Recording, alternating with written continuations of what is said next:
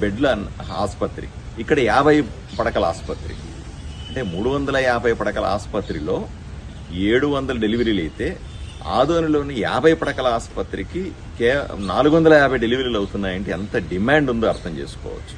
ఇంత డిమాండ్ని ఈ పరిస్థితుల్ని తట్టుకోవడానికి తప్పనిసరిగా మాకు 50 పడకల ఆసుపత్రిని 100 పడకల ఆసుపత్రిగా చేయమని నేను ఇప్పుడే డైరెక్టర్ గారిని కలిసి రిక్వెస్ట్ చేశాను. ఆవిడ వెంటనే దీన్ని మాట్లాడతానని చెప్పారు. దీన్ని వెంటనే చేయడానికి ప్రయత్నం చేస్తామని చెప్పారు.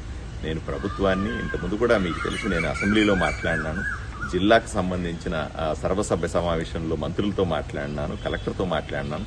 ఇప్పుడు నేరుగా వచ్చి విజయవాడలో డైరెక్టర్ గారిని ప్రత్యేకంగా కలిసి రిక్వెస్ట్ చేశాను.